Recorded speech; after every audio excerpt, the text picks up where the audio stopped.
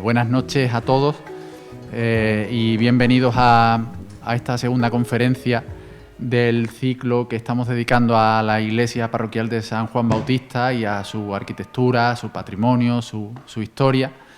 Después de la primera conferencia de la semana pasada que impartí sobre el templo parroquial y su arquitectura, hoy tenemos la segunda y tenemos el honor y la suerte de contar con Juan Jesús Sánchez Belchís, que nos trae una conferencia que lleva por título, como veis en la pantalla, La parroquia de San Juan Bautista en vísperas de la demolición del viejo templo, estructura, organización y funcionamiento.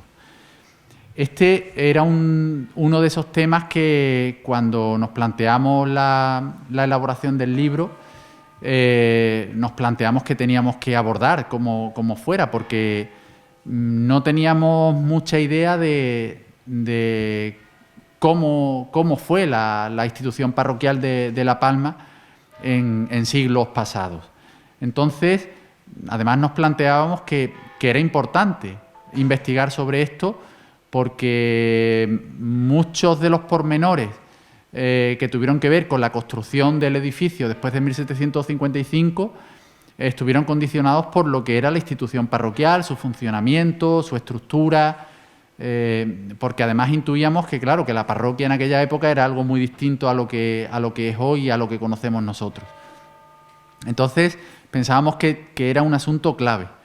Y nos pusimos a pensar en alguien que pudiera abordar ese trabajo y rápidamente pensamos en Juan Jesús. Juan Jesús era la persona idónea, sin duda. Primero porque es un gran historiador, como sabéis, es licenciado en Geografía e Historia por la Universidad de Sevilla, funcionario de carrera del Cuerpo de Profesores de Enseñanza Secundaria del área de Geografía e Historia. Por otra parte, aunque no es de La Palma, como sabéis, es de Chucena, pero es buen conocedor de nuestro pueblo porque lleva muchos años en nuestro instituto y por otra parte también porque es un gran profesional y lo sabíamos y de hecho, bueno, pues yo lo puedo decir este año, por suerte lo puedo decir con fundamento porque, como sabéis, es el director del IES y sin duda puedo decir que es un gran profesional. Y además un profesional que sabe muy bien cuál es su función y que sabe muy bien que tiene que estar al servicio de los que trabajan con él y se entrega con generosidad a su trabajo. Entonces teníamos claro que era la persona idónea para abordar este trabajo. Y bueno, el resultado está ahí.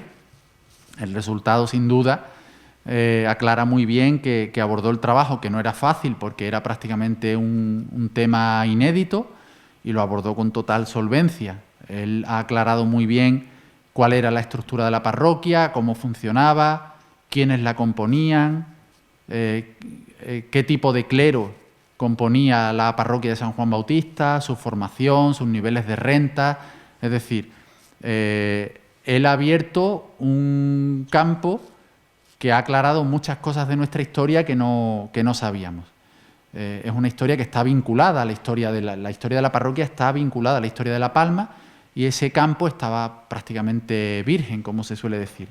Y él ha abierto el camino y lo ha abierto con buenas expectativas, porque de hecho ayer hablábamos que dan ganas de seguir investigando, porque el tema es muy interesante.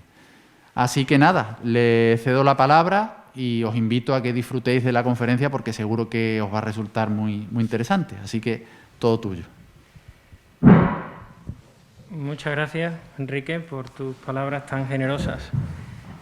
Mi intención es la de...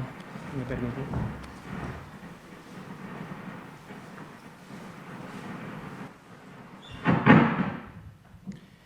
Gracias. Mi intención es la de compartir con vosotros una experiencia de trabajo que ha sido enormemente gratificante, que ha permitido mi reencuentro después de algún tiempo sin poderlo ejercitar con la investigación y que, bueno, me ha dado la ocasión de hacer lo que más me gusta y no siempre se puede hacer porque tiene uno que atender a otras cuestiones.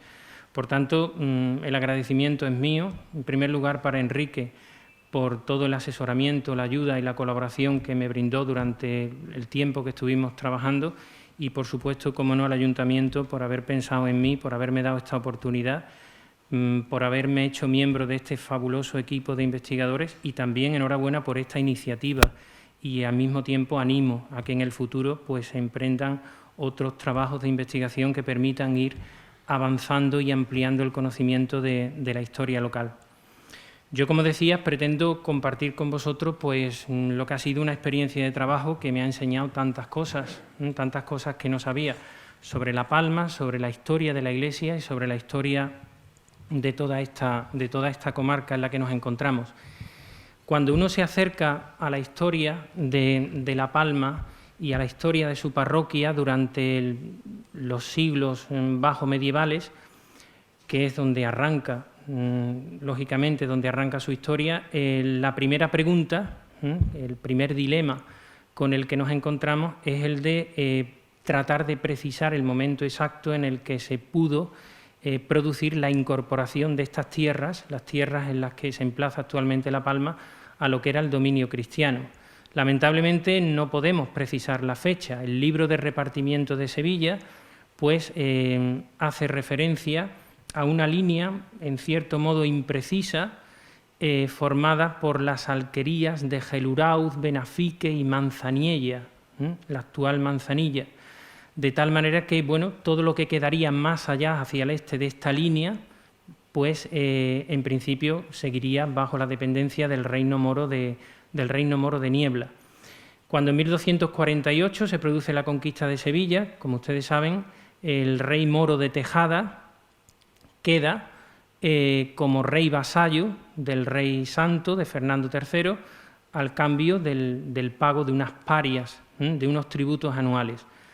Aquellas parias no se debieron pagar con el suficiente rigor, de tal manera que unos años después, en 1253, pues se va a producir la incorporación de Tejada, que era el núcleo de población más importante entre Sevilla y Niebla y de toda la comarca dependiente de Tejada, al reino de Castilla. No sabemos si fue este el momento exacto en el que estas tierras quedaron incorporadas a dominio cristiano o habría que esperar a la posterior conquista de Niebla, en el año 1262, por Alfonso X el Sabio, para que fuera ese el momento en el que todas estas tierras pues, quedaron incorporadas al reino de Castilla. No lo sabemos.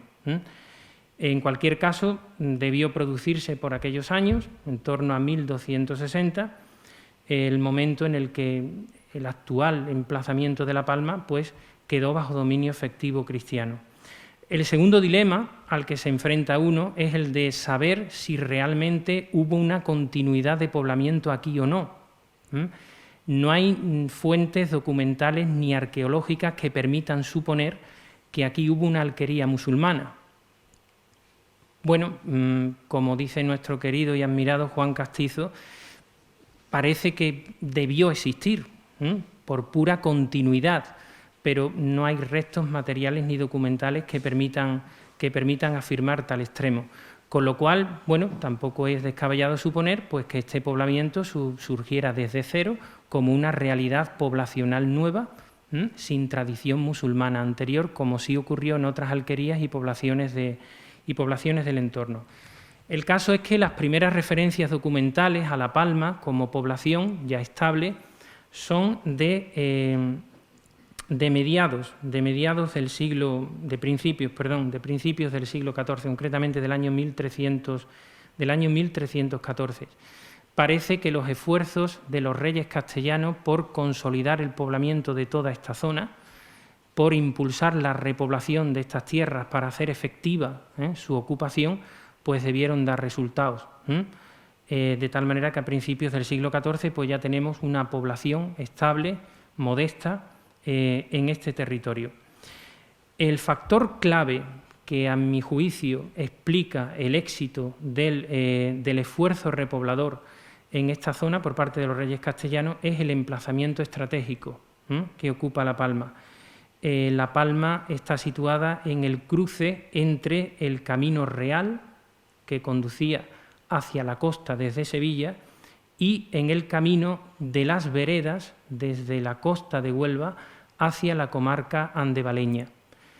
Justo en ese cruce es donde se ubica La Palma y eso sin duda favoreció la repoblación y la consolidación del poblamiento en esta zona.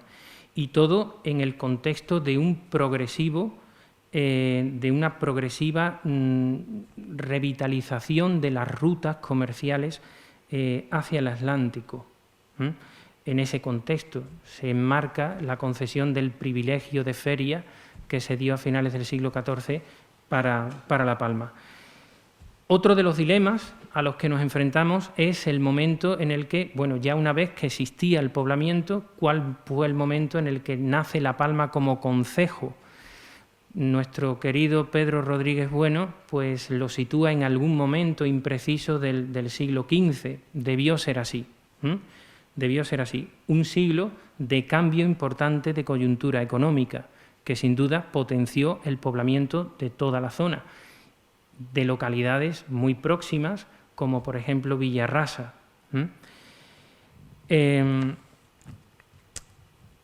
Con respecto a la estructura, al nacimiento de la parroquia de San Juan Bautista, pues tenemos los mismos dilemas. Es imposible precisar el momento en el que se produjo el nacimiento de la parroquia de San Juan. El concepto de reconquista y de repoblación llevaba implícito el restablecimiento, la recuperación de todo lo que había sido la estructura eclesiástica que habían tenido estas diócesis en época visigoda.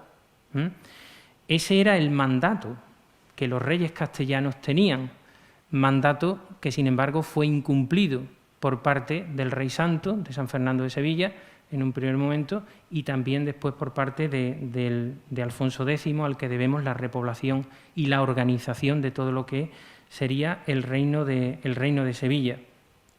Así lo manda bula del Papa Inocencio IV del año 1248. Restablezcanse las diócesis que habían existido en época visigoda. Diócesis que no habían desaparecido con la ocupación musulmana de estas tierras en el siglo VIII, diócesis que habían permanecido hasta el siglo XI. La diócesis de Lepla había existido hasta el siglo XI. Fue la emigración hacia el norte de los últimos mozárabes, de los que quedaba de la comunidad cristiana mozárabe de Niebla, lo que finalmente haría desaparecer la diócesis. Pero hay fuentes documentales que atestiguan que en el siglo XI todavía existía el obispo de Lepla. Sería la intransigencia de Almorávides primero y de Almohades después lo que forzaría la emigración de las últimas comunidades cristianas de esta zona y la desaparición de la diócesis iliplense. Por tanto, la repoblación de esta zona llevaba implícita la recuperación, el restablecimiento de la diócesis de Niebla. Hubo un intento por parte de uno de los primeros arzobispos de Sevilla, concretamente de García Gutiérrez, entre los años 1289, finales del siglo XIII, y 1294. Estamos a finales del siglo XIII. Pero aquel esfuerzo no debió dar resultado. De tal manera que aquí lo que se restableció fue únicamente la sede hispalense, la diócesis de Sevilla. La organización de la diócesis de Sevilla fue obra del que sería el segundo obispo de la diócesis, don Remondo, un fraile dominico, confesor personal de Fernando III el Santo, obispo de Segovia, y que fue traído a la diócesis de Sevilla una vez que el primer obispo que tuvo la diócesis de Sevilla fue el infante don Felipe, el hijo de Fernando III el Santo. Primero fue nombrado administrador apostólico de la diócesis, después fue nombrado obispo, pero él renunció a la carrera eclesiástica y entonces desde el año 1259 pues don Remondo se va a convertir en el obispo, don Raimundo de Losaña, se llamaba, segoviano, en el verdadero organizador de la diócesis hispalense. Lo sería hasta el año 1289. En todas las diócesis castellanas el organigrama era el mismo. En una instancia superior tenemos la diócesis, por debajo de la diócesis tenemos unas demarcaciones, unas provincias desde el punto de vista administrativo eclesiástico, que se llamaban arcedianatos. Hoy no existen estos arcedianatos, entonces sí lo existían. Por debajo de los arcedianatos estaban los arciprestazgos, que sabéis que es una demarcación que sí existe en la actualidad, y por debajo de los arciprestazgos estaban las parroquias. Al margen de este esquema organizativo que se repetía prácticamente en todas las diócesis castellanas, estaban las vicarías. Las vicarías eran unas provincias o demarcaciones específicas que por criterios económicos estaban bajo control y supervisión directa del arzobispo. La singularidad que tuvo la diócesis hispalense es que lo que en otras diócesis castellanas era algo excepcional, en el caso de la diócesis de Sevilla se convirtió en lo habitual. Es verdad, la diócesis se organizó en arcedianatos. Esos arcedianatos más o menos correspondían con las antiguas diócesis visigodas, pero los arcedianatos eran demarcaciones un tanto superficiales. Existían arcedianos, conocemos los nombres de los primeros arcedianos de Niebla, pero eran más títulos honoríficos que reales, vacíos de contenidos. Y en cambio no hubo arciprestazgos, como era lo habitual, como hemos dicho antes, en otras diócesis castellanas. Aquí, sin embargo, lo que se constituyeron fueron vicarías. La diócesis de Sevilla, la archidiócesis de Sevilla, se configuró en vicarías. Y fue así como nació la Vicaría de Niebla, a la cual pues pertenecía desde sus orígenes, no sabemos, ya hemos dicho antes, no podemos precisar el momento, a la cual pertenecía la parroquia de San Juan Bautista de La Palma. Una vicaría, como hemos dicho antes, es una demarcación eclesiástica dependiente directamente del control del arzobispo, quien nombra al vicario, que es la persona que en nombre del obispo gobierna esa vicaría, ese territorio, y ejerce el control y, por tanto, bueno, pues de su gestión tiene que responder directamente ante la persona del arzobispo. La dependencia es total. Así es como queda configurada esta zona. Así es como queda configurada esta zona. Pues bien, la singularidad de La Palma, la novedad de La Palma estriba en el hecho de que en el sínodo diocesano convocado en el año 1571 por el arzobispo de Sevilla, don Cristóbal de Rojas y Sandoval, La Palma va a ser constituida como vicaría mononuclear, segregada de la Vicaría de Niebla. A mí me parece importante esta fecha en la historia local, 1572, nace la Vicaría de La Palma como una vicaría mononuclear. A mi modo de ver, la única razón que justifica el hecho de que La Palma se segregara de la Vicaría de Niebla para constituir por sí misma una vicaría es el nivel de riqueza de esta población.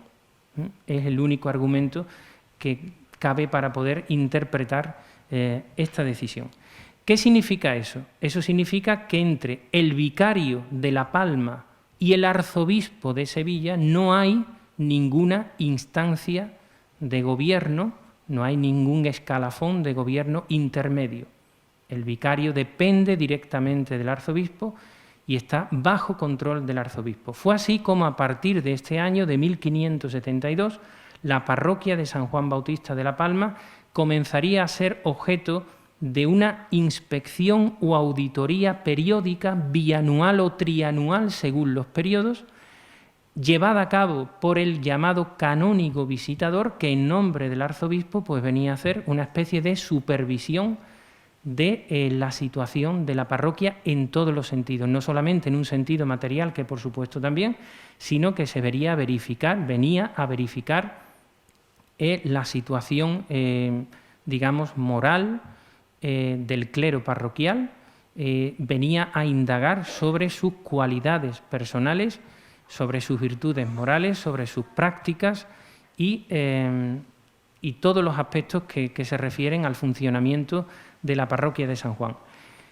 El fruto, la consecuencia de esas visitas pastorales, pues eran unos informes vertidos sobre los llamados libros de visitas. Estos libros de visitas hoy se conservan en el Archivo General del Arzobispado de Sevilla y constituyen una fuente de información extraordinaria para conocer no solamente la vida de la parroquia de La Palma, su estructura, su organización, su funcionamiento, su nivel de riqueza, sus prácticas culturales, no, sino que están cargadas de referencias indirectas a los más diversos y variados aspectos de la vida de La Palma. Yo modestamente considero que es imposible hacer un trabajo serio de investigación sobre la historia de La Palma durante estos siglos obviando esta documentación.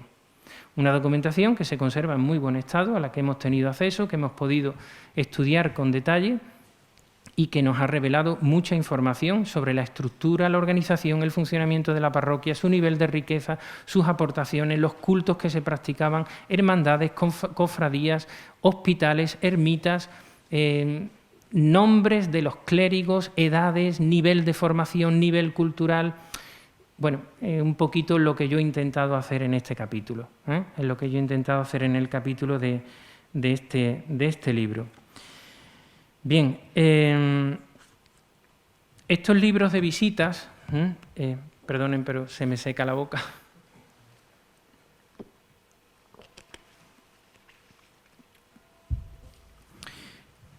A partir de la información de estos libros de visita, pretendemos pues trazar brevemente en esta charla, ¿no?, en esta conferencia, llamémosle así, pues un poquito el esquema, ¿no?, a grandes rasgos, no podemos entrar en mucho nivel de precisión, el esquema de organización y funcionamiento de una parroquia extraordinariamente rica y extraordinariamente compleja también. Yo venía pensando que si el cura de hoy tuviera que administrar esto se volvería loco, porque es que es imposible. Mira que es tranquilo, pero se volvería loco. Es imposible. Mira, la parroquia nace con 3 beneficios parroquiales y una prestamera. ¿Qué es esto?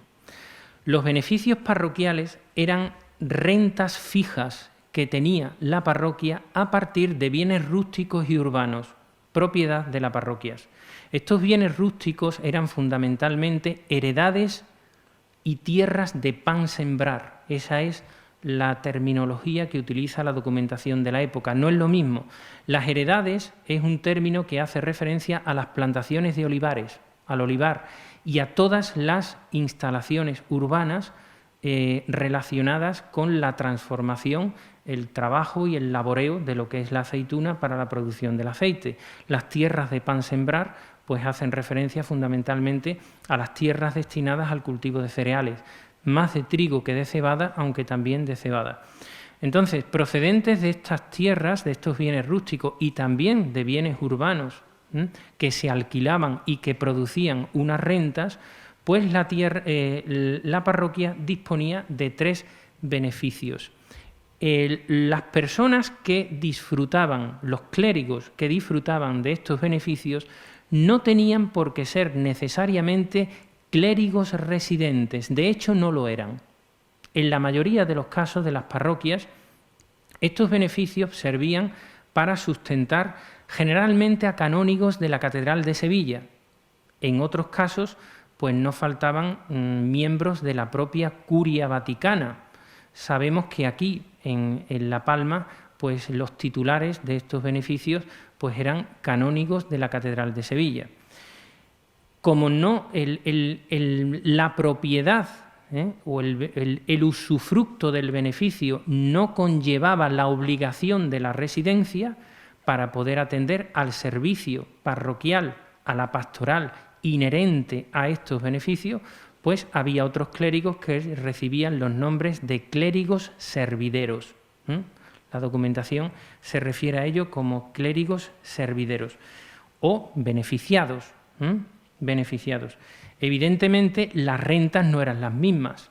Las rentas que disfrutaban los propietarios de estos beneficios eran considerablemente superiores a las rentas que percibían los clérigos servideros. Por poneros un ejemplo, un clérigo beneficiario, un canónigo titular de un beneficio de la parroquia de La Palma, pues podía obtener de ese beneficio una renta anual de 600 ducados, mientras que un clérigo servidero, pues solamente no pasaba de los 100 ducados la renta que proporcionaba para ellos ese beneficio.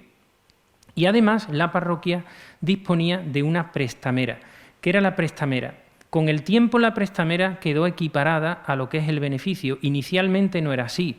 La prestamera era como una especie de beca de estudio que servía para financiar los estudios, la carrera eclesiástica de algún clérigo. En el caso concreto de La Palma, a mí me ha llamado mucho la atención este particular. Esta prestamera había sido fundada por Alonso Sánchez de Figueroa y servía para mantener una capilla que había en la Catedral de San Juan de Badajoz. Todavía a principios del siglo XVIII, la prestamera de la parroquia de La Palma, las rentas que producía esta prestamera, que podían ser equiparables a la de cualquiera de estos beneficios que he dicho antes, servía para mantener una capilla que entonces, lógicamente, ya no cuidaba el propio fundador de la prestamera, sino los descendientes familiares, una familia a la que aluden los canónigos visitadores cuando hacen las visitas, aluden en la documentación a la familia de Badajoz que administraba esta renta procedente de la prestamera de la parroquia San Palmerina. Además de estos clérigos beneficiarios, de estos servideros, pues la parroquia contaba con un número de clérigos importantes que con el tiempo varió, no siempre fue el mismo. El concepto de clérigo es un concepto muy genérico, nosotros hoy lo tenemos muy fácil, un clérigo es un cura, entonces no era tan claro ese binomio. Un concepto muy genérico que hacía referencia a todos los tonsurados, a todas las personas que se encontraban en alguno de los escalafones de la carrera eclesiástica, que tenía muchos más escalafones de los que tiene hoy día. Hoy apenas distinguimos entre el diácono y el cura, y bueno, pues a lo mejor entre el acólito quizás y el lector, poco más. Entonces se distinguía, la documentación lo precisa de una forma muy detallada, entre los clérigos de órdenes menores y los clérigos de órdenes mayores. Dentro incluso de cada categoría había una serie de escalafones. La documentación llama genéricamente a los clérigos de órdenes menores como clérigos de menores o minoristas. Los clérigos de órdenes mayores pues eran los ordenados in sacris, así se llamaba, o los clérigos de mayores. Los clérigos de mayores. La carrera eclesiástica no contemplaba el que un candidato al sacerdocio permaneciera indefinidamente en alguno de los escalafones intermedios, pero la realidad es que muchos de los que iniciaron esta carrera pues no llegaron a culminarla. Quedaron como simples acólitos, como subdiáconos o como diáconos. La parroquia de La Palma llegó a tener entre 20 y 30 clérigos, entendiendo este concepto en el sentido genérico y amplio al que me he referido antes. Es un número significativo, es un número importante que habla de la riqueza de la parroquia, porque la condición para acceder a la carrera eclesiástica era la congrua. La congrua era un nivel mínimo de renta que garantizara a la Iglesia que el eclesiástico iba a poder vivir en unas condiciones acordes con su estado clerical. Para que ustedes me entiendan, por poner un símil, La Palma durante la primera mitad del siglo XVIII, sé que en esto no estamos de acuerdo, pero La Palma durante la primera mitad del siglo XVIII pudo tener una población que rondaba los 2.500 habitantes en las estimaciones más optimistas, que son las que hace Paco Núñez, profesor de la Universidad de Sevilla. Moguer, en su época de mayor esplendor demográfico y económico, que correspondía a la segunda mitad del siglo XVI, estamos hablando de una época de plena colonización de América, tenía una población de unos 3.000 habitantes. Con 3.000 habitantes, Moguer no llegó a los 30 eclesiásticos. La Palma, el siglo XVIII, primera mitad del siglo XVIII, con una población considerablemente inferior, porque la población palmerina debió ser algo inferior, en torno a los 2.200, 2.300 habitantes, pues tuvo en algún momento algo más de los 30 eclesiásticos. Digo esto para redundar en ese aspecto que quiero señalar del elevado nivel de rentas que tenía la parroquia, que permitía el mantenimiento de esta de este colectivo sacerdotal. Esa congrua, ese nivel mínimo de renta, pues venía establecido por las constituciones sinodales, concretamente en principios del siglo XVII, en el año 1609, las constituciones sinodales del Arzobispado de Sevilla establecían una renta mínima de 20.000 maravedíes, equivalían a unos 53 ducados de la época, como el nivel mínimo exigible de renta. Es verdad que no se aplicó con el mismo rigor para los clérigos de menores que para los clérigos de mayores. Cuando se trataba de ser ordenados de subdiácono, de diácono o de presbítero, pues sí se exigía con más rigor que cuando se iniciaba la carrera eclesiástica. La mayor parte de los clérigos pues, se ordenaban, sin embargo, a título de una capellanía. A título de una capellanía. Las capellanías eran fundaciones piadosas que se hacían en la época, que llevaban asociadas unas tierras, generalmente son tierras, también llevaban asociadas en otros casos fincas urbanas, cuyas rentas generaban unos beneficios que aseguraban el que se mantuviera un culto en memoria del difunto, del fundador de la capellanía, pues durante un tiempo indeterminado. La Palma llegó a tener hasta 60 capellanías. Es verdad que no todas las capellanías producían el mismo nivel de riqueza. Yo, que no soy muy bueno para los números, sin embargo, me tomé la molestia de intentar hacer una media de lo que generaban estas capellanías y la verdad es que el nivel medio de rentas era bastante alto. El nivel medio era de unos 100 ducados anuales cada capellanía. La mayor parte de aquellos que iniciaban la carrera eclesiástica y que se ordenaban a títulos de una capellanía. Es verdad que había un fin legítimo, piadoso, un sentido fuerte de la trascendencia y una preocupación grande por el más allá, lo que motivaba inicialmente la fundación de esta capellanía, pero tampoco debemos obviar razones económicas y sociales. Fundar una capellanía era una cuestión de prestigio social para muchas familias de la localidad. Era un elemento que distinguía y daba prestigio socialmente. Pero también había un interés económico, teniendo en cuenta que estas tierras que se segregaban del patrimonio familiar, pues eran tierras inmunes, es decir, tierras que no contribuían a la hacienda real. Claro, la gran cantidad de tierras segregadas de los patrimonios y que constituían estos lotes que permitían el mantenimiento de tantos clérigos, pues con el tiempo llegó a constituir un problema serio. Tan serio que en el siglo XVIII, ya en época de la Ilustración, sobre todo en época de Carlos III, cuando empiezan las reformas ilustradas y hay una preocupación grande por elevar el nivel de renta, la producción y la riqueza nacional, pues se plantea ya la necesidad de emprender las primeras reformas en el mundo agrario. Reformas que serían uno de los objetos predilectos de todas las reformas liberales del siglo XIX.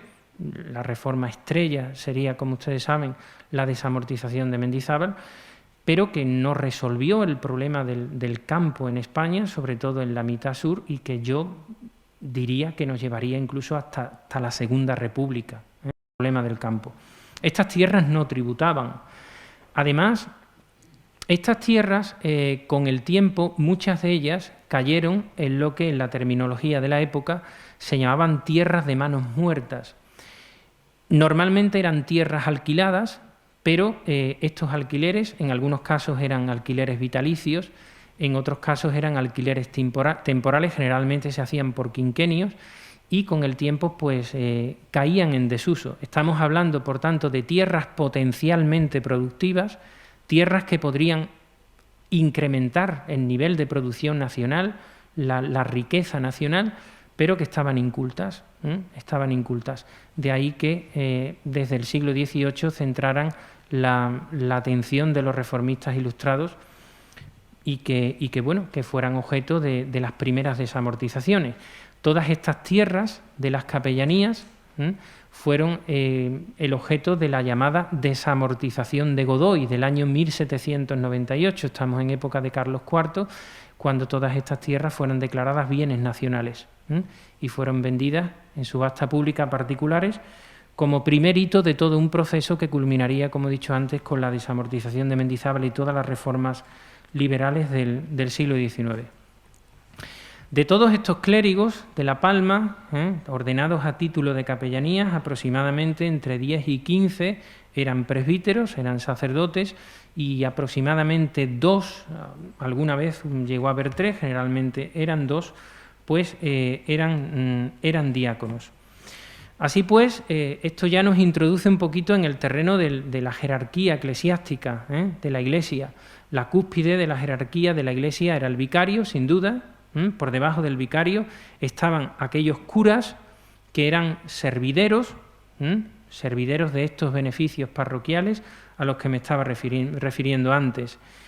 Y algunos de estos curas, pues además de estos presbíteros, de estos sacerdotes, ejercían lo que se llamaba el curato, eran curas propiamente dicho. La cura de almas comportaba una vigilancia, una acción pastoral intensa sobre la moral pública, para evitar que las conductas sociales y los comportamientos sociales pues, se desviaran de lo que eran las normas de conducta de la moral cristiana. De hecho, las cuentas de fábrica están llenas de alusiones a multas que el vicario de la parroquia ponía a aquellos seglares de La Palma que incumplían las normas de conducta cristiana y que, bueno, no es que constituyeran ni mucho menos la principal fuente de ingresos de la parroquia, pero era una de las fuentes de ingresos de la fábrica parroquial. Por ejemplo, me estoy refiriendo a una costumbre, pues saben ustedes que hay un mandamiento de la Iglesia, oír misa entera y fiesta de guardar. Bueno, pues el incumplimiento de esta norma de conducta moral, es decir, el guardar las fiestas, el no trabajar en los días de fiesta, pues era como una pena que se podía redimir pues pagando un estipendio a la parroquia y bueno, que como una especie de multa que ponían los clérigos. A medida que avanzamos el siglo XVIII, pues vemos que cada vez esto se va perdiendo. De hecho, fue prohibido en el año 1766, concretamente, por el gobierno de Carlos III, fue prohibido a las parroquias poner multa a los seglares por no cumplir con las normas de la conducta cristiana. Se llegó a prohibir. Bien,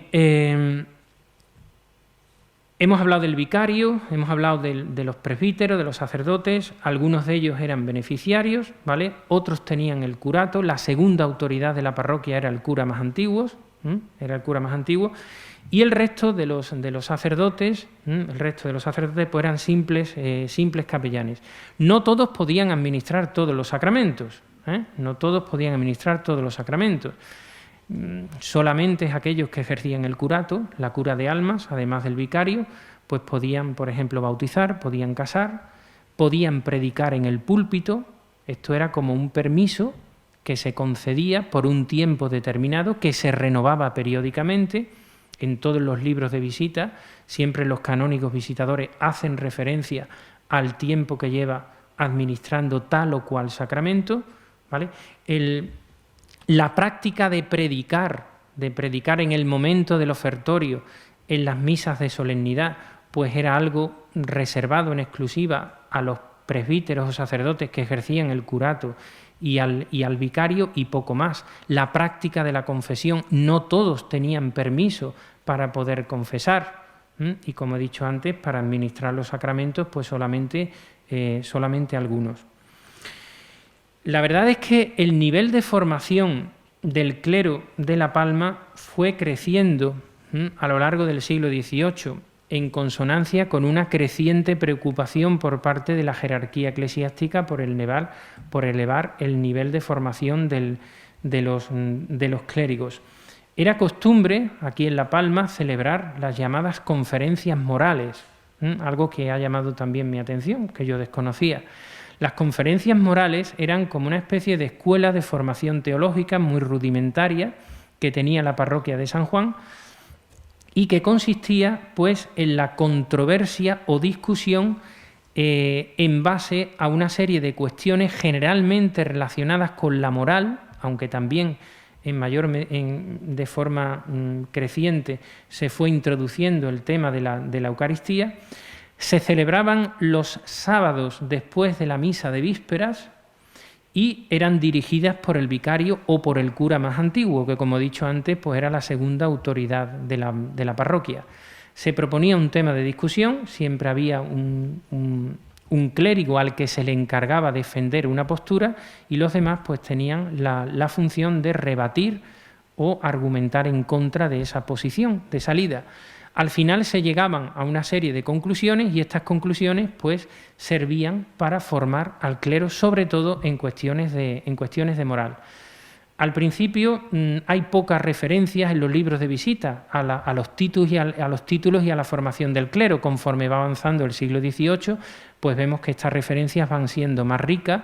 Se alude a la formación teológica de algunos clérigos, a la formación en leyes, incluso se habla de algunos que ejercían la abogacía, con lo cual podemos constatar que efectivamente fue incrementándose el nivel de formación de los clérigos. No quiero dejar de citar los nombres de algunos clérigos de La Palma que, la verdad es que a mi modo de ver, llenaron la historia de la localidad durante la primera mitad del siglo XVIII. La mayor parte de los que voy a citar formaban parte de la hidalguía local. Sabéis que había 8 familias aquí en La Palma que constituían la hidalguía local: los Vázquez Rañón, los Pérez Rañón, los Moneva, los Díaz Ángel, los del Castillo. Hay muchos clérigos que pertenecen a estas familias. Algunos culminaron la carrera eclesiástica ordenándose sacerdotes, otros la verdad es que por escrúpulos personales, así se dice en los libros de visita, o por falta de interés, pues no quisieron proseguir en esa carrera, lo cual por otra parte pone de manifiesto que la carrera eclesiástica aquí en La Palma no fue un mecanismo de promoción social, porque estamos hablando de gente perteneciente a la hidalguía local con unos niveles de renta bastante altos.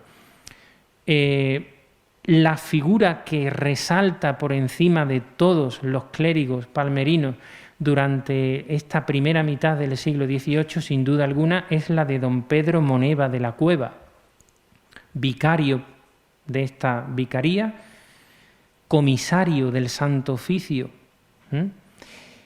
La figura de don Gaspar Díaz Ángel, la figura de Gabriel Pérez Rañón, de Miguel del Castillo, del que se destaca su formación. Ejercía, de este se dice ser doctor en leyes y que ejercía la abogacía. La figura de Francisco Vázquez Rañón y otros de condición más humilde, a los que incluso a finales del siglo XVII se dice de ellos que son clérigos pobres, pero que con el tiempo llegaron a acumular importantes patrimonios. Es el caso de un cura muy querido por esta feligresía, al que se le respetaba mucho y del que hablan muy bien los canónigos visitadores por su celo pastoral, por su dedicación. Es el caso de don Juan Leal Pichardo o de don Agustín Larios Zambrano. De este se habla por su avanzada edad, más de 80 años, lo cual era todo un reto en aquella época. De hecho, en uno de los libros de visita se pide al vicario que se nombre a otro clérigo, que se dé el curato a otro clérigo de aquí de La Palma, porque don Agustín Lario Zambrano, que era uno de esos curas de La Palma, estaba viejo y achacoso, así lo dicen. Hay algunas referencias muy bonitas y simpáticas en algunos libros de visita que a mí me han hecho reír. Por ejemplo, se dice de algunos clérigos también de avanzada edad se recomienda, estos clérigos tenían asignada la tarea de acudir al confesionario y se pide que se les retire esa prerrogativa porque por estar achacosos habían perdido el oído y confesaban a voces, con lo cual se pide expresamente que se les retire a estos clérigos esa prerrogativa. Hay un celo pastoral muy grande por el adoctrinamiento del pueblo, en el buen sentido, por la catequesis del pueblo, por la instrucción pública. Se pide a los clérigos, que podían ejercer la prédica, que podían hacer la predicación, estamos hablando del vicario, de los 2 clérigos que ejercían el curato y poco más, de que prediquen la doctrina cristiana en las grandes solemnidades. Y aparece un problema curioso que ha llamado mucho mi atención, que no es exclusivo de La Palma, pero que aquí se daba de una forma especialmente grave o alarmante para los canónigos visitadores. Y era el hecho de que en las grandes solemnidades muchos feligreses, en vez de acudir a la parroquia, a la que era la misa más importante, el elemento central de la liturgia diaria parroquial, que era la misa de tercia, esto saben ustedes, que ha sido así hasta poco antes del concilio, la misa de 9 de la mañana, la misa de tercia, pues la costumbre de muchos feligreses era acudir a misa en las ermitas de la localidad y no en la parroquia. Claro, en las ermitas los que decían la misa eran clérigos que no estaban autorizados para predicar, con lo cual estos feligreses se quedaban sin el necesario adoctrinamiento y enseñanza. Entonces se pide que no se diga misa los días de solemnidad en esas ermitas para que la feligresía acuda a la misa de tercia de la parroquia. Esto, como digo, es algo que llamó mi atención y no es exclusivo ni mucho menos de la misa de la parroquia de aquí de La Palma. Una costumbre muy extendida, sobre todo, había como una especie de separación social entre lo que era la misa de tercia, que era el elemento central de la liturgia parroquial, y las denominadas misas de postre. ¿Qué eran las misas de postre? Las misas de postre eran misas que se decían después de la misa de tercia para los feligreses que tenían una condición social inferior. Parece que existía como una especie de complejo social para aquellas personas que no disponían del necesario atuendo para asistir a la misa de tercia, donde debía acudir pues la florinata de la hidalguía local, y ese complejo social pues hacía que muchos de estos feligreses optaran por la denominada misa de postre. La misa de postre, en el tiempo, sabemos incluso porque los canónigos visitadores lo dicen así, los libros de visita aparece recogido, la misa de postre en el tiempo de invierno pues tenía lugar a las 11:30 de la mañana y en el tiempo de verano tenía lugar a las 11, es decir, después de la misa de tercia.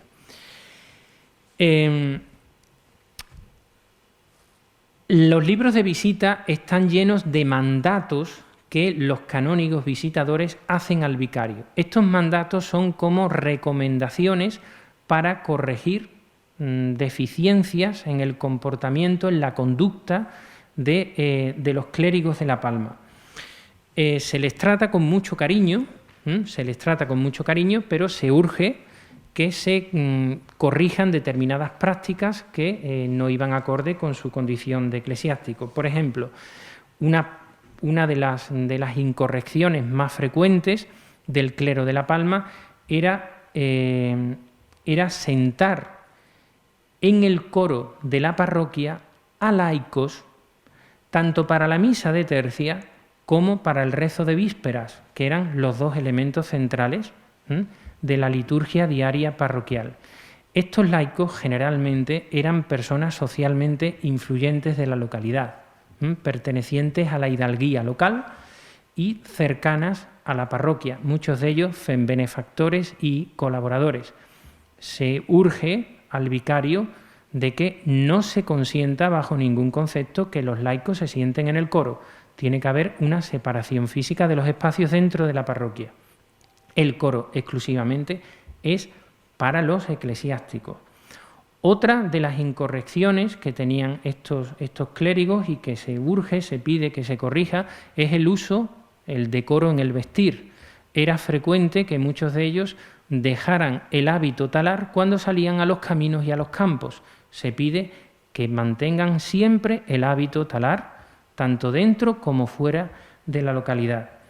Otra de las incorrecciones o prácticas reprobables por parte de los canónigos visitadores era el hecho de que se cobraran a los hospitales de la villa los entierros de los llamados pobres de solemnidad. La expresión pobre de solemnidad, muy frecuente y muy repetida en la documentación de la época, era la de aquellas personas que rozaban la indigencia. Las constituciones del arzobispado de Sevilla obligaban a los clérigos a enterrar de forma gratuita a estos pobres de solemnidad. Sin embargo, la realidad es que después en los entierros les pasaban la factura a los hospitales que, como lo tenían también entre sus obligaciones, pues pagaban los entierros a la parroquia.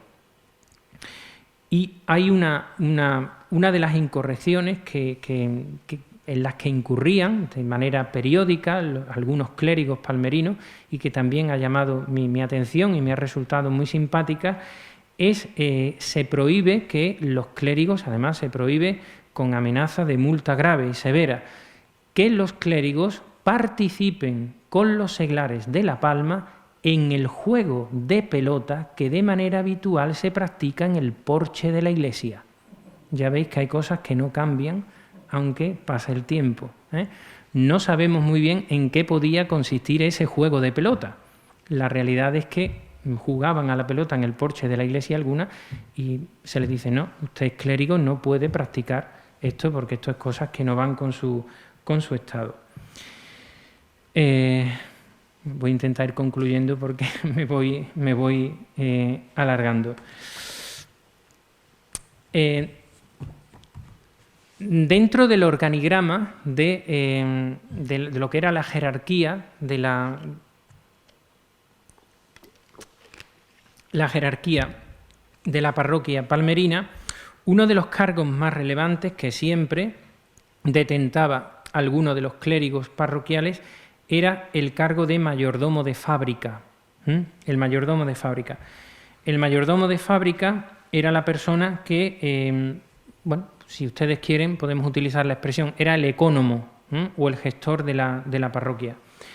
La verdad es que la parroquia de La Palma tuvo un volumen de ingresos anual que oscilaba entre los 300.000 y los 475.000 maravedíes. Era un nivel de ingresos bastante alto que, como he dicho antes, justifica el hecho de que La Palma se convirtiera en una vicaría mononuclear separada de la vicaría de Niebla. La mayor parte de estos ingresos procedían del arrendamiento de tierras, como he dicho antes, tanto de las heredades como de las tierras para pan sembrar, así como de las rentas producidas por el alquiler de los inmuebles urbanos. Sí es verdad que a medida que avanza el tiempo, cada vez se citan menos estos inmuebles urbanos. Debieron venderse o debieron perderse. A mediados del siglo XVIII, la parroquia de La Palma solo disponía de una casa en La Palma. No disponía más como inmueble urbano. Como bienes rústicos sí que disponías de bastantes más. Aproximadamente el 50% de todos los ingresos procedían sin duda del diezmo. Saben ustedes que el diezmo fue el único impuesto sobre la renta que hubo en España durante el antiguo régimen. El diezmo se dividía en tres partes, en 3 tercios, que a su vez se subdividían en otros tantos tercios, con lo cual se dividía o en 3 tercios o en 9 novenos. Así era como se dividía el diezmo. Casi todas las tierras diezmaban, las tierras de pan sembrar, las heredades, los viñedos también sembraban, también diezmaban también las huertas y diezmaban también algunos oficios que producían beneficios en metálico. El diezmo generalmente se pagaba en especie, Un tercio del diezmo servía para el mantenimiento de las mesas capitular y y arzobispal, es decir, iba directamente para el arzobispado de Sevilla. Otro tercio del diezmo era el que permitía mantener esos beneficios y esa prestamera a la que yo me refería antes, y del tercio restante, 2 partes eran las denominadas tercias reales, es decir, un impuesto que iba directamente para la hacienda pública, y el otro tercio pues iba directamente para la fábrica. Otros ingresos parroquiales procedían de las capellanías, aproximadamente un 10%, otro 10% procedían de las sepulturas y enterramientos que desde principios del siglo XVII se practicaban íntegramente en la parroquia. Hasta principios del siglo XVII, la verdad es que estaban bastante repartidos entre lo que era la ermita de Nuestra Señora del Valle y la parroquia. Los palmerinos pues elegían enterrarse en la ermita del Valle o en la parroquia. Desde principios del siglo XVII todos los enterramientos se hacían en el interior de la parroquia. No todos cobraban lo mismo. Dentro de la parroquia había como una separación espacial. Según el lugar del interior de la parroquia donde te enterraras, pagabas más o pagabas menos. Había una jerarquía espacial, si ustedes quieren, dentro del propio espacio de la parroquia. Y bueno, pues otros conceptos que justificaban los ingresos de la parroquia, pues eran las licencias que pagaban aquellas personas que decidían voluntariamente trabajar los días de fiestas, como he dicho antes, la venta de vestuario litúrgico para enterramiento de los clérigos, se enterraban con casullas bastante valiosas y las familias debían pagarlo. Y también otra costumbre muy extendida, sobre todo en las familias de más baja extracción social de aquí de La Palma, eran los desposorios que se celebraban en casas particulares. Yo era algo que al principio no entendía, después me puse a indagar y bueno, pues pude entenderlo. Se consentían estos desposorios en casas particulares a cambio de unos estipendios que se pagaban a la parroquia. Supongo que esto tenía que ver pues con la condición social de aquellas personas que a lo mejor pues por su falta de recursos no querían acudir a la parroquia para casarse allí. Se consentía, como he dicho antes. Bien, otra figura importante dentro del organigrama administrativo parroquial era el colector, la colecturía. Esto, como saben muchos de ustedes, ha existido hasta hace poco. La colecturía era la oficina en la que se recaudaban las obvenciones. Las obvenciones eran los estipendios que se pagaban por las misas de difuntos.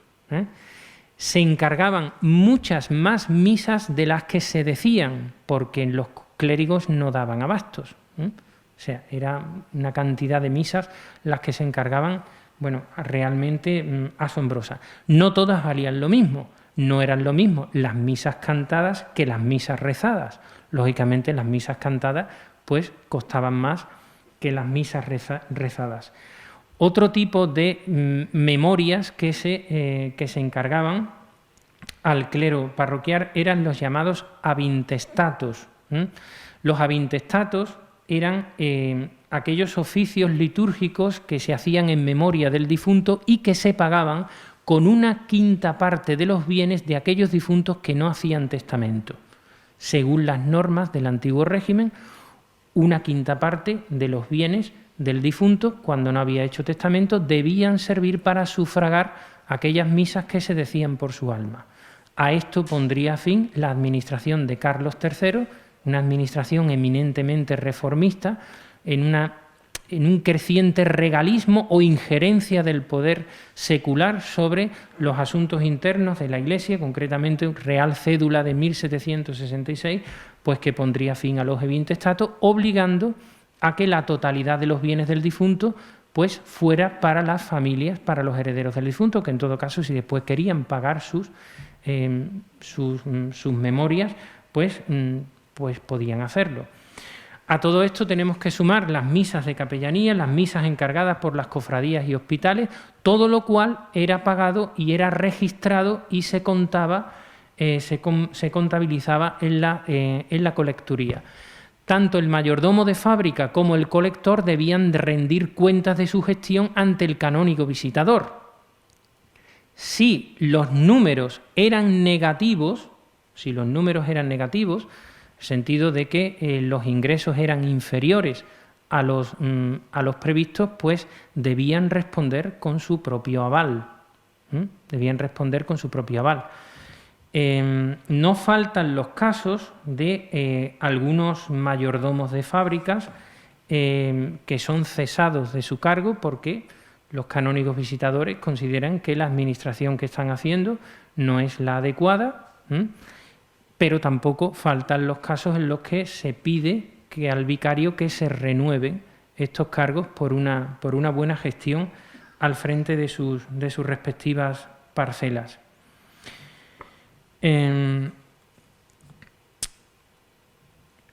Voy a terminar, me estoy extendiendo mucho.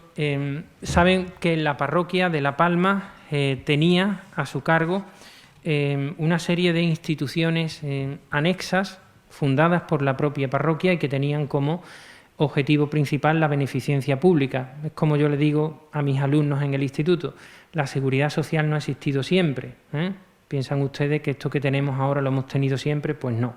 Hubo una época en que toda la asistencia social recaía sobre instituciones religiosas que de una forma completamente caritativa eran las que lo ejercían.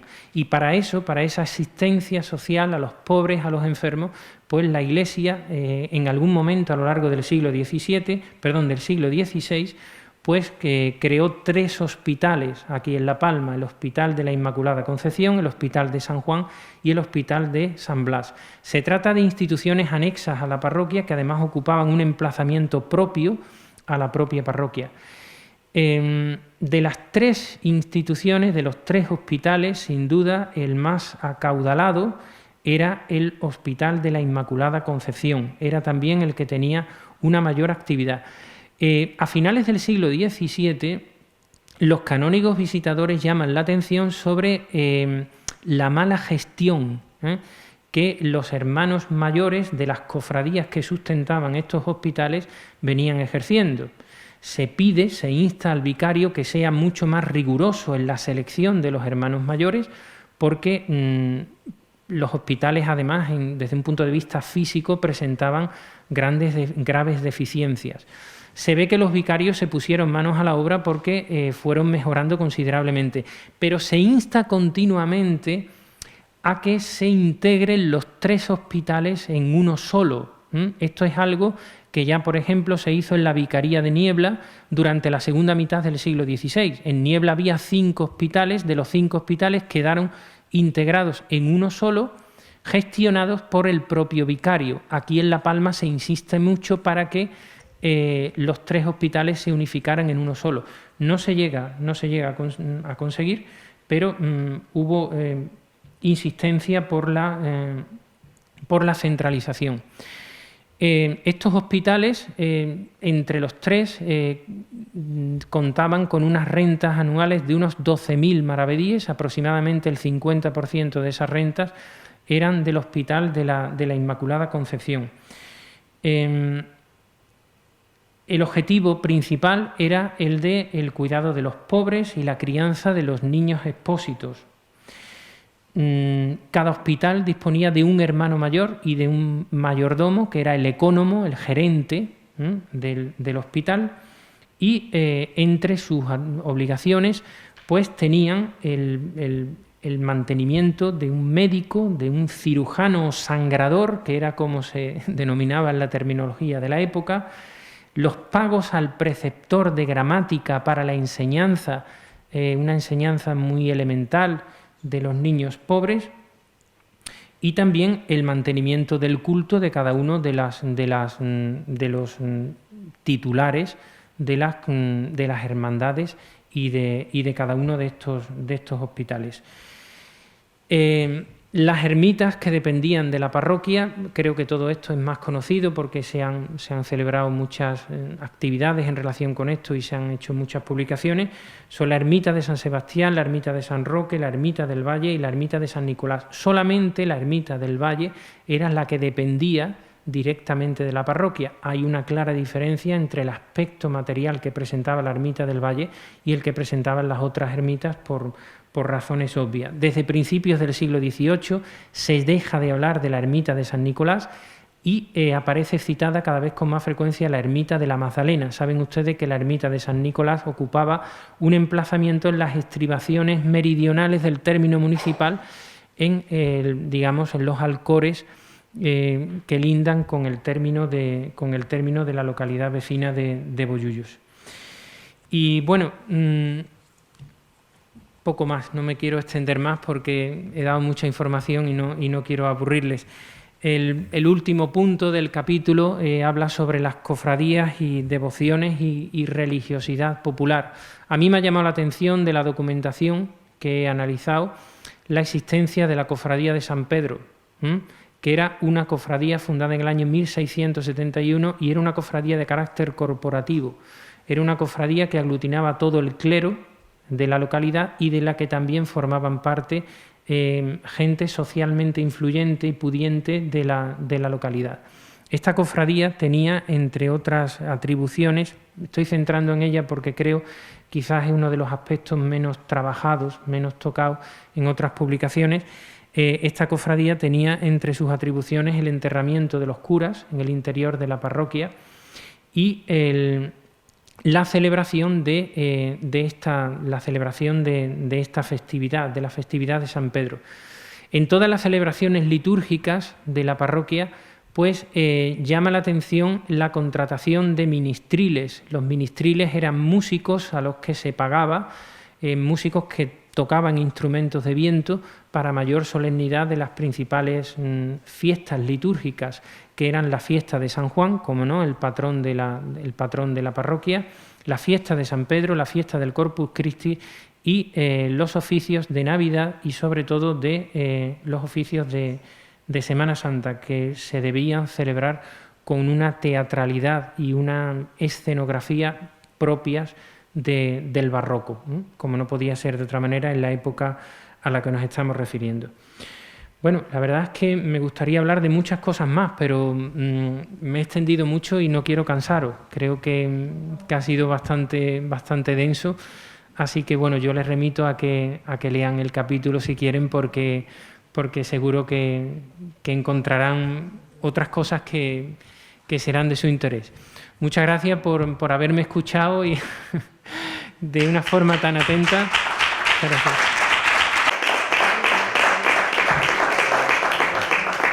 Antes de dar por concluida la conferencia, si alguien quiere hacer una pregunta o una cuestión. Sí, claro. O hacer alguna aportación, que aquí hay gente que puede hacerla, encantado, y así convertimos en una especie de mesa redonda donde podemos intercambiar información. Yo deduzco, por lo que habéis dicho, tanto Enrique como tú, que las dos conferencias pertenecen a un libro que habéis editado en el ayuntamiento, del cual yo, como no pude venir a la primera, Enrique, lo siento, que me hubiera encantado escucharte, lo veré por Telepalma porque creo que lo van a repetir. Y el libro, hablar del libro, dónde se puede escribir, etcétera. Casi que podéis... Yo el otro día lo vi en la papelería El Bebé. Sí. Vale. Y supongo que constará con toda la conferencia. Sí, correcto. El contenido del ciclo es el contenido del libro. Del libro, exacto. Es que eso me lo he pedido, para ampliar y para dar también. Te lo recomiendo, no solo por mí, sino por todo, porque la verdad es que tiene un estudio muy serio sobre la historia de La Palma. Si todos habéis trabajado con la intensidad que tú lo has hecho, la verdad que tiene que ser muy interesante porque aporta muchísimos datos y refleja lo que ha sido este periodo histórico, desde luego en España entera, pero que centrado en La Palma me parece de un interés tremendo para los colegios, para el instituto. Me gusta muchísimo Juan Jesús y Carlos y Enrique y todo. Yo aprovecho para decir que después de releer un poco el libro y demás, creo que la investigación local adolece de un estudio monográfico sobre el tema de los hospitales. Creo que sería interesante que en algún futuro se pudiera abordar un trabajo de investigación específico, monográfico, sobre el tema de los hospitales, que creo que hay documentación como para poder sacar mucha información, extraer mucha información. Es una sugerencia que yo hago. La recogemos muy gustosamente porque en la última conferencia precisamente hablamos y ahondamos en esta temática que estás comentando, de cada año intentar buscar una temática interesante, no solamente ya para el público, digamos, de una edad de avanzada, sino también para los más jóvenes, que intentar atraerlo también a este mundo un poco de la historia de La Palma, porque son, digamos que son las generaciones futuras las que tienen que seguir con este testimonio, y buscar una temática interesante para ellos. Podemos recoger esta como una futura temática. Estoy encantado. La verdad es que el libro ha abierto muchas puertas. Claro. Y muchos capítulos que todavía casi intuíamos y que están ahí que podemos trabajar. A mí una cosa que me ha sorprendido, y es que las referencias indirectas al antiguo templo parroquial son tantas que casi se hace uno una idea de cómo podía ser aquel templo que no conocemos, del que no existen tampoco planos ni descripciones precisas, pero se puede uno hacer una idea, sobre todo cuando habla de los sacristanes, el sacristán mayor, el sacristán menor, que tenían a su cargo el cuidado, la limpieza y la reposición de lámparas en el interior del templo, cuando hace referencia a la capilla de allá, a la capilla de acá, a la lámpara de tal sitio, a la lámpara al altar mayor, a las obras de mejora y mantenimiento de lo que es el altar mayor principal. Son tantas las referencias, o a las obras de reparación de la bóveda, que casi se termina uno haciendo una idea de aquel templo que no conocemos y al que se le coge cariño, como se le coge cariño a todos estos personajes de los que citaba. También hay una cosa que lo comenté el otro día en mi charla y que ha pasado muy inadvertida para la investigación local, y es el hito de 1571. Yo comenté que la ascensión al rango de vicaría coincide con el final de lo que hemos llamado San Juan Bautista II, que es un gran proyecto de obra renacentista. Culmina esa obra en 1575, 3 años después del ascenso al rango de vicaría, y en 1575 se encarga el retablo mayor de Gaspar del Águila y Juan de Oviedo. Es decir, que no solo la parroquia, sino yo creo que todo el pueblo de La Palma está viviendo en esa fecha un proceso de consolidación como núcleo poblacional de cierta importancia. Y de auge económico. Y además, curiosamente, que lo hablamos también con Eugenio, coincide con un hito devocional, porque en esa fecha comienza a aparecer la devoción a la Virgen de Guía. Entonces, parece que se está transformando a nivel económico, a nivel social, a nivel mental, lo que es La Palma, una Palma que probablemente vendría de sus primeros siglos de andadura en la Baja Edad Media y se consolida en 1571 o 1575. Y es un hito que ha pasado totalmente desapercibido. Sí, no, desde luego, estudiando, examinando toda esta documentación, viendo el nivel de riqueza, el nivel de actividad cultural y devocional que tiene La Palma, uno comprende el que se convirtiera en una vicaría, y duraría hasta el siglo XIX como vicaría. Queda perfectamente justificado. Pensad, por ejemplo, que los 3 hospitales de La Palma producían más riqueza, más renta, tenían un nivel de renta mayor al de los 5 hospitales de la Vicaría de Niebla, como unos 3.000 maravedíes por encima. O sea, y la producción, llama la atención también la riqueza aportada por la expansión del viñedo. Es verdad que todavía a mediados, el catastro de Ensenada lo deja muy claro, todavía a mediados del siglo XVIII en torno al 60% de las tierras de La Palma son tierras calma, tierras de pan sembrar, tierras de cereales, pero ha habido una expansión progresiva del viñedo que es el responsable del ascenso social de algunas familias como los Díaz Ángel. El patrimonio de los Díaz Ángel está relacionado con el viñedo, que parece que era el producto más rentable y que aportaba más rentas más que el olivar y más que el cereal. Entonces, llama la atención también eso. Sí, eso es lo que dice Paco Núñez, al que tú has hecho referencia. Cuantitativamente, el cultivo del viñedo en estas tierras, en esta época, no es el cultivo mayoritario, pero sin embargo, por los niveles de renta, es el cultivo que empieza a distinguir la zona y empieza a distinguir a determinadas familias. Cuantitativamente el cereal era mucho más rentable porque era mucho más abundante, pero es el viñedo el que empieza, siendo minoritario, el que empieza a distinguir a la región y el que empieza a distinguir a determinados linajes que en el siglo XVIII se distinguen del resto.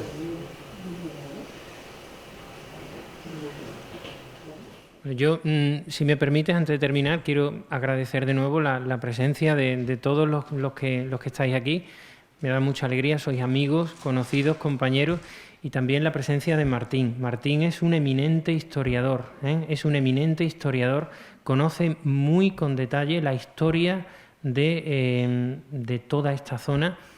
Él es chucenero de nacimiento, ama profundamente su parroquia, su pueblo, ha investigado muchísimo, es un referente en la investigación local, pero además conoce muy bien la historia de toda esta zona y os recomiendo también que le leáis, tiene muchas publicaciones y ha hecho muy buenas aportaciones. Me ha dado mucha alegría verte hoy aquí, Martín, porque sabes que compartimos muchas veces muchas gracias por su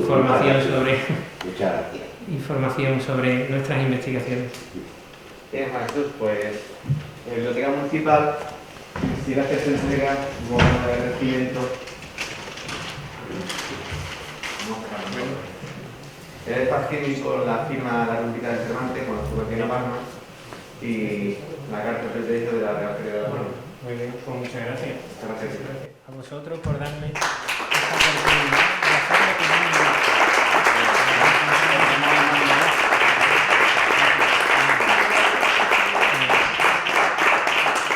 Muchas gracias a todos por vuestra asistencia. Os emplazamos nuevamente a la próxima conferencia el 25 de noviembre con una novedad, y es que en vez de ser a las 8 de la tarde la vamos a adelantar un poquito antes a las 7:30. ¿Vale?